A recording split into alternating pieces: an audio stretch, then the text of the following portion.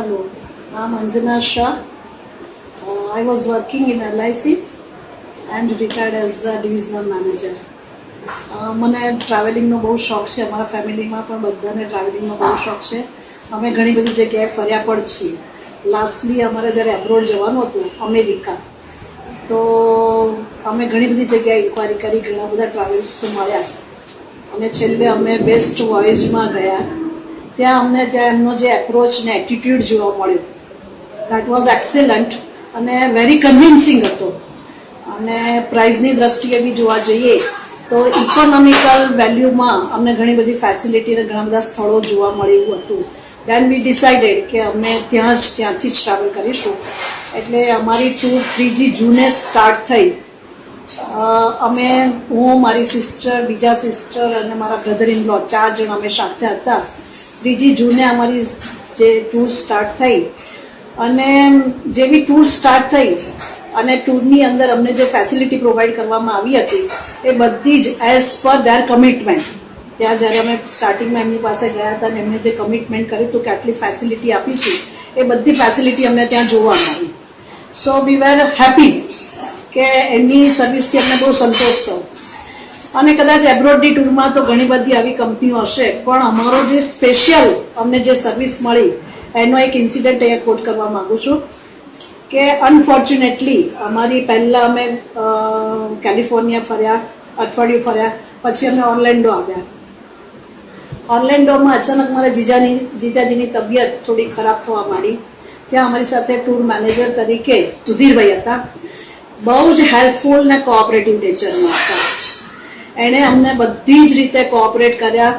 મેડિકલનું knowledge પણ એમની પાસે ઘણું બધું હતું, કઈ દવા લેવી ના લેવી.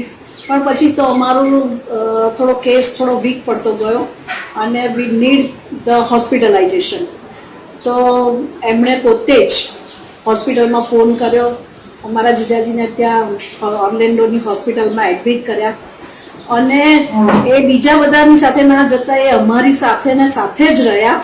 હોસ્પિટલની અંદર 24 અવર્સ અમારી સાથે રહ્યા. અમને જે કંઈ જરૂર હતી બધી અમને બહુ જ મદદ કરી. ત્યાં અમારા રહેવાની, જમવાની બધી જ એમણે હોટલમાં, અને એક બેન થ્રુ ગુજરાતી ફૂડ, પર્ટિક્યુલરલી અમને ગુજરાતી ફૂડ મળી રહે એવી એમને વ્યવસ્થા અમને કરી આપી. અને ખાલી પ્રોફેશનલ રીતે નહીં, પણ બાય હાર્ટ એક ઘરની ફેમિલી મેમ્બર હોય એ રીતે એમને મદદ કરી, જેથી કરીને અમને એમનો મોરલ સપોર્ટ બહુ મળી રહ્યો. જે અમારી દુઃખની ઘડી હતી, કેમ કે જીજાજીની તબિયત ખરાબ થતી એવી જગ્યાએ એમને ફાઇનાન્સની પણ અમને ઓફર કરી. અમારું લોજિંગ, બોર્ડિંગ બધું જ એમણે કરી આપ્યું. એટલે જે ઇન્સિડન્ટ, અને 2 દિવસ પછી તો મારા જીજાજીનું ડેથ થઈ ગયું, પણ એની અંદર પણ એમણે જે અમારા તરફ સિમ્પથી બતાવી, કોઓપરેશન કર્યું, that our family can not forget. અને એમનો થેન્ક્સ માનવામાં અમારી પાસે કોઈ શબ્દ નથી. એટલે હું તો માનું છું કે આપણને એવું લાગે કે બધા અમેરિકન્સનું કલ્ચર બહુ સારું હોય છે, they are very cooperative, honest people.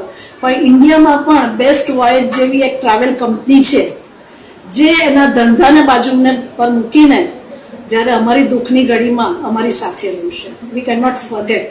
Thanks to best voyage. I appeal to everyone કે તમે ક્યાં પણ બહાર જતા હો, ક્યાંય પણ તમારો ટૂરનો પ્રોગ્રામ બનાવતા હોય, તો first you approach best voyage. તમારો 1 વોટ અને આપણા બેસ્ટ પરિવારની જીત